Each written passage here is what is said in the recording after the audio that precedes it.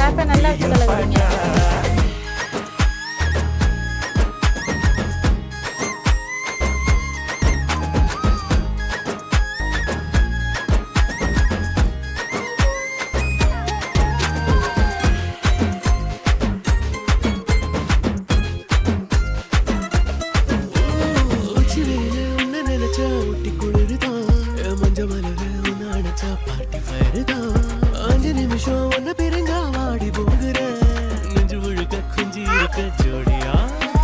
அம்மா இது என்ன ஷேப் சொல்லுங்க.